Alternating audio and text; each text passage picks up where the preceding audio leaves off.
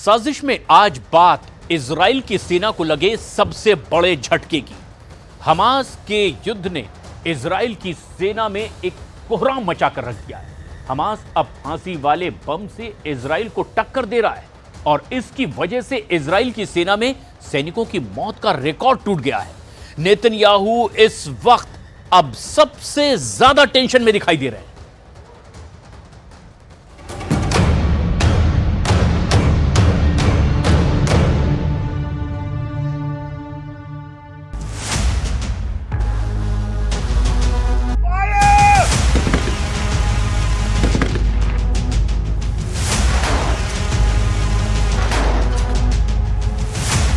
गजा से आ रहे वीडियो देखकर इजराइल में इस वक्त नया तूफान खड़ा हो गया है।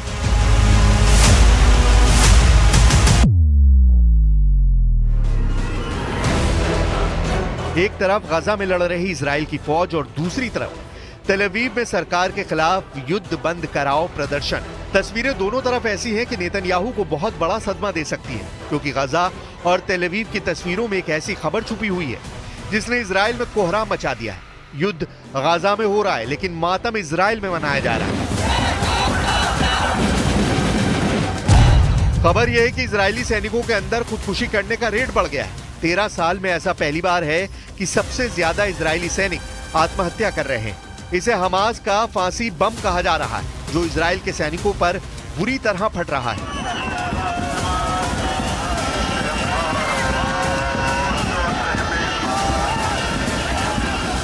ऐसी ही खबरों और बंधकों को लेकर इजराइल उबल रहा है। इजराइल की पब्लिक ने नेतन्याहू की सरकार को हिलाना शुरू कर दिया है। यह हंगामा और यह प्रदर्शन ही वजह है कि अब नेतन्याहू की कुछ तस्वीरें खूब वायरल हो रही हैं। इन तस्वीरों में नेतन्याहू पस्त नजर आ रहे हैं। नेतन्याहू बेचैन है, नेतन्याहू घबराए हुए हैं, नेतन्याहू बहुत परेशान है। नेतन्याहू की टेंशन का मीटर इस वक्त सभी रिकॉर्ड तोड़ रहा है, क्योंकि खबर ही ऐसी है। इजराइल की सेना के सामने फांसी का फंदा लटक रहा है। युद्ध की वजह से सैनिकों का मानसिक तनाव लगातार बढ़ रहा है। गजा में लड़ रही इजरायली फोर्स अपने दिलो दिमाग में चल रहे युद्ध से हारती हुई नजर आ रही है।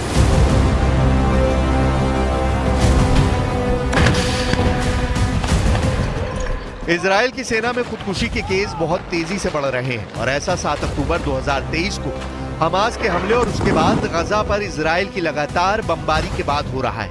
इजराइल में हजारों सैनिकों ने अब लड़ने से मना कर दिया है और जिस युद्ध के 500 दिन होने वाले हैं, उस जंग में 46,000 फिलिस्तीनियों की मौत के बाद भी मातम इजरायली सेना में मनाया जा रहा है। नेतन्याहू के गुस्से के बावजूद ये खबर दब नहीं पाई और पूरी दुनिया में वायरल हो गई।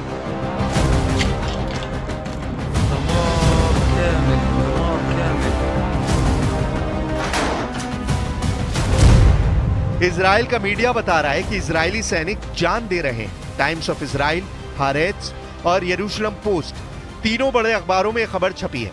अमेरिका का मीडिया बता रहा है कि इजरायली सेना की युद्ध से लौटे सैनिक अपनी जान दे रहे हैं। फ्रांस और तुर्की का मीडिया भी इजरायली सेना में आई इसी आफत का जिक्र कर रहा है कि इजरायली सेना में सुसाइड केस रिकॉर्ड तोड़ रहे हैं।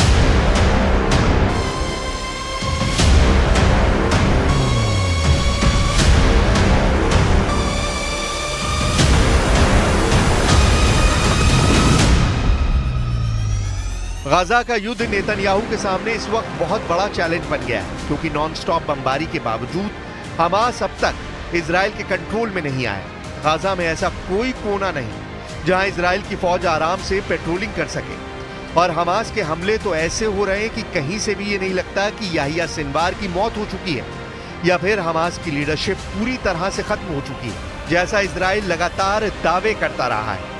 अब इजराइल की सेना में सुसाइड रेट 13 साल का रिकॉर्ड तोड़ रहा है और इसने पूरी इजरायली फौज में एक अजीब का खामोश कोहराम मचा दिया है।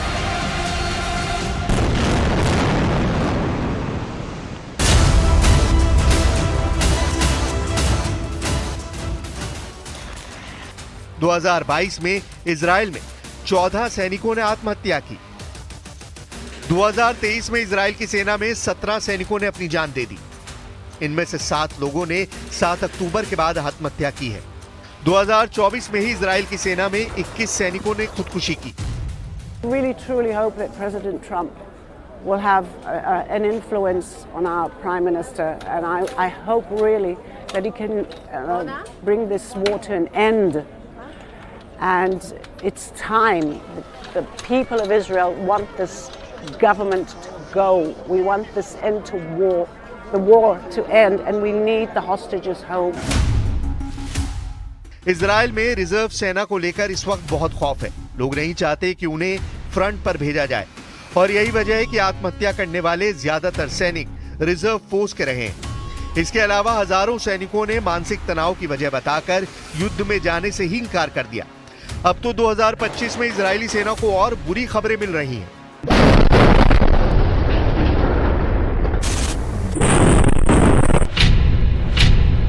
गाजा की लड़ाई 500 दिन की होने जा रही है, लेकिन गाजा में इजराइल की सेना बहुत मुश्किल में पड़ गई है। यही वजह है कि अब उत्तरी गाजा से बाहर निकलने का ऑर्डर नेतन्याहू के सबसे बड़े जनरल ने जारी किया है। हालात ऐसे हैं कि इजराइल की सेना को लोहे के चने चबाने पड़ रहे हैं।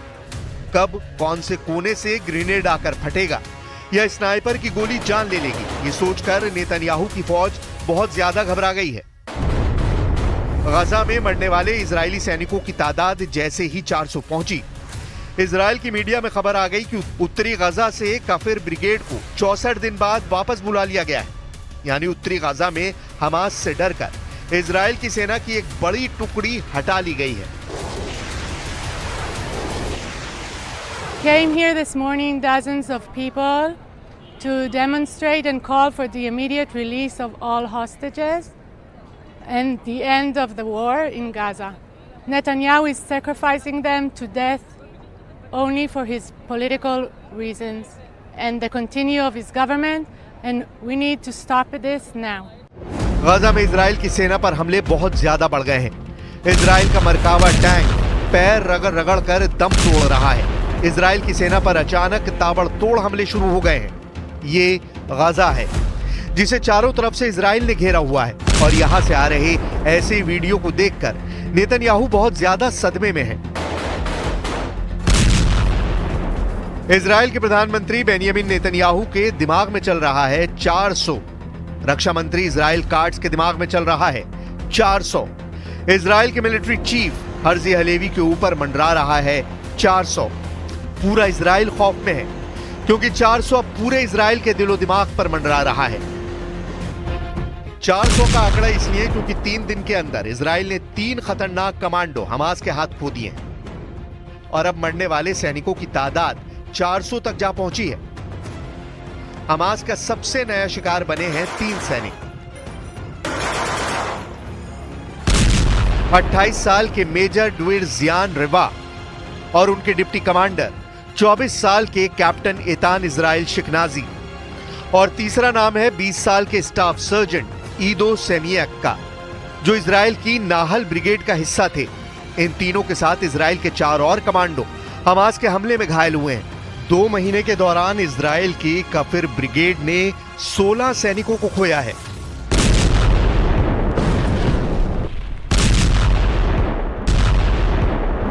इन आंकड़ों के पीछे हमास का टारगेट बन रहे इजराइल के मरकावा टैंक और नेमर बख्तरबंद गाड़ियां भी हैं, जो ग्रेनेड हमलों का आसान निशाना बन रही हैं।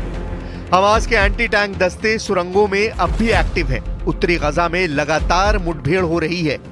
उत्तरी गजा में इस वक्त इजरायली सेना की हालत बहुत खराब है। लगातार हमलों के बीच नेतन्याहू बहुत ज्यादा प्रेशर में है, क्योंकि हमास के हमलों की वजह से इजराइल की सेना अब तक 400 सैनिकों के जनाजे उठा चुकी है। यानी 464 दिन के युद्ध में हमास ने इजराइल के 400 सैनिकों को मार डाला है। How much more blood will be spilled for Netanyahu's personal interests? How much more blood will be spilled for delusional messianic beliefs at the expense of the lives of our hostages and our soldiers? Hamas की leadership खत्म करने के बावजूद Israel की सेना अब तक पूरे गजा पर एक छत्र राज कायम नहीं कर पाई है। नेतन्याहू सीरिया में घूम रहे हैं। दक्षिण लेबनान में इजरायली फोर्स का कब्जा बढ़ाने की बात चल रही है, लेकिन गजा में लगातार बमबारी के बीच इजराइल के सैनिक मारे जा रहे हैं और इजराइल के सैनिक अपनी जान भी ले रहे हैं। इजरायली सेना में मानव संसाधन विभाग के ब्रिगेडियर जनरल आमिर वदमनी ने कहा है कि इजराइल को बहुत बड़ा नुकसान झेलना पड़ रहा है। हर सैनिक इजराइल के लिए अहम है और उनकी मौत बहुत बड़ा झटका है। हम आत्महत्या के मामलों में कमी लाने की पूरी कोशिश करेंगे।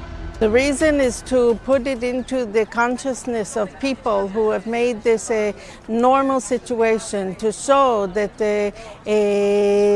that innocent people are being killed. We're losing soldiers every day, and our hostages are dying every day. Not dying, they are being killed. They're being murdered by the terrorists.